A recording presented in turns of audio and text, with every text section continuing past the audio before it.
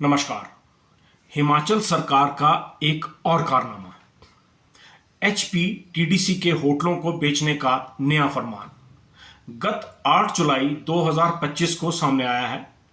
इसमें प्रदेश के 14 प्रतिष्ठित होटल रेस्टोरेंट्स को बेचने का फरमान संचालन व रखरखाव के नाम पर गत माह की 28 जून 2025 की कैबिनेट में पास हो गया था, जिसकी जानकारी को प्रदेश की जनता से छुपाया गया है और यह सीधे तौर पर हिमाचल प्रदेश में संवैधानिक संकट को दर्शाता है। जो जनता के हित में कैबिनेट में चर्चाएं होती हैं, उसकी जानकारी मीडिया को क्यों नहीं दी गई और अब एमडी टूरिज्म को कारपोरेशन की बीओडी में प्रस्ताव पारित करने के लिए दबाव दिया जा रहा है, जबकि एचपीटीडीसी एपेक्स बॉडी है, स्वयं स्वायत्ता प्राप्त संस्थान है, सभी निर्णय लेने के लिए संवैधानिक तौर पर अधिकृत है, उस पर दबाव डालना गैर कानूनी है, असंवैधानिक है। ये आदेश उस समय आए हैं और भी महत्वपूर्ण हो जाता है जब पूरा प्रदेश आपदा प्रभावित क्षेत्रों की ओर देख रहा हो, मीडिया का ध्यान भी आपदा राहत की ओर हो।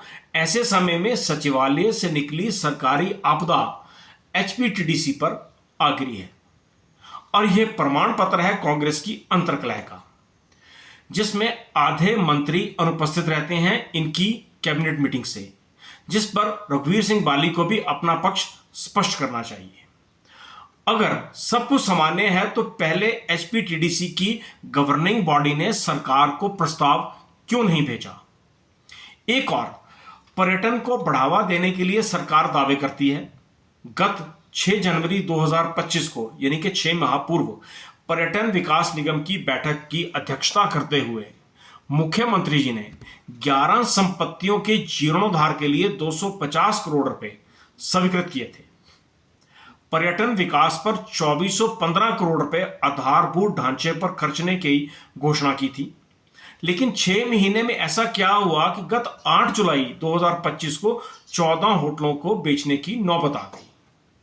ये होटल हैं hotel hilltop Swarghat, lake view Bilaspur, hotel Baghal Darlaghat Arki, hotel bayside Bharari Ghat, Mamleshwar Chindi Karsog, apple blossom Fagu, hotel Shivalik Parwanoo, Giriganga Khada Patthar, Chanshal Rohru, tourist inn Rajgarh, hotel Sarvari Kullu और common rose Kasauli, Kashmiri house Dharamshala और होटल उल जोगिंदर नगर मंडी। अधिकृत होटल कांग्रेस विधायकों के विधानसभा क्षेत्र के हैं या मंत्रियों के विधानसभा क्षेत्र के हैं, जो अपने विधानसभा क्षेत्र का उद्धार करने में नाकाबिल हैं। वो प्रदेश का क्या करेंगे, विचार करने का विषय है। जबकि नवंबर 2024 में निगम और सरकार न्यायालय में लड़ रही है। 22 नवंबर को एकल पीठ ने 18 होटलों में से 9 होटलों को 31 मार्च 2025 तक चलाने की अनुमति दी थी, लेकिन जिन 18 होटलों को बंद करने का फरमान सरकार ने पूर्व में सुनाया था, यह 14 होटल उनसे अतिरिक्त हैं, अर्थात 32 पर्यटक विभाग की संपत्तियां खतरे में हैं। पालमपुर यूनिवर्सिटी, पर्यटन के नाम भूमि विवाद सर्वोच्च न्यायालय पहुंच गया है। पूर्व के इतिहास पर नजर डालें तो 1 सितंबर 2023 को अध्यक्ष पर्यटन विकास निगम आरएस बाली ने कहा था कि 3000 करोड़ की योजना सरकार 5 करोड़ पर्यटकों को अपनी ओर आकर्षित करने के लिए हिमाचल में बनाएगी। गत वर्ष जुलाई 2024 में 11 योजनाओं के लिए 696.47 करोड़ के प्रावधान का आश्वासन मुख्यमंत्री जी ने बोर्ड की मीटिंग में अधिकारियों के मध्य दिया था, जबकि गत वर्ष 20 दिसंबर 2024 को सरकार ने जानकारी दी थी कि एशियन डेवलपमेंट बैंक के साथ पर्यटन को पंख लगाने के लिए 1378 करोड़ का एमओयू भी साइन हो गया है, जो जिला कांगड़ा, कुल्लू, मंडी, शिमला के प्रमुख पर्यटक स्थलों के इंफ्रास्ट्रक्चर डेवलपमेंट के लिए उपयोग में लाया जाएगा। रोलर स्केटिंग रिंग्स से लेकर के वेलनेस सेंटर, होटल के कायाकल्प पर जोर दिया जाएगा। Hydro tourism, tea garden, mobile food vans, पर्यटक विभाग के होटलों को स्विगी जोमेटो से जोड़ने की बातें कर रहे थे।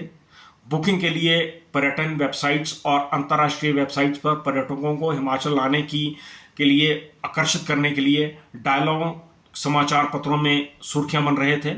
उपरोक्त 8 जुलाई को पत्र के बाद बयानजीवी सरकार का एक नया शगुफ्ता ONM संपत्ति सरकार के नाम रहेगी, लेकिन निगम के कर्मचारी प्राइवेट सेक्टर को दे दिए जाएंगे। उनके हकों का भी ख्याल रखा जाएगा। कि जो बात सामने आई है वो इस बात को प्रमाणित करती है कि सरकार ही चोर है। अभी संस्थान नहीं चल रहे हैं। सरकार आज संपत्तियां बेचो और भागो की स्थिति में आकर खड़ी हो गई है। वहीं अगर आप प्राइवेट सेक्टर के होटलों की ओर देखें तो एक भी होटल व्यावसायिक कारणों से बंद नहीं हुआ है। यहां तक कि सड़कों के किनारे ये जो मैगी चाय ठेला लगाकर बेचने वाले हैं, सरकार उन्हें हटा दे ये अलग विषय है, अन्यथा उन्होंने भी अपनी कच्ची टपरी को पक्का करने का प्रयास किया है। आखिर हिमाचल सरकार के ही संस्थान क्यों फेल हो रहे हैं, इसकी भी जांच होनी चाहिए। ये सरकार अपनी विश्वसनीयता अपने सहयोगियों, प्रशासनिक अधिकारियों, मीडिया, यहां तक के आमजन और अपने कार्यकर्ताओं के मध्य खो चुकी है। नमस्कार।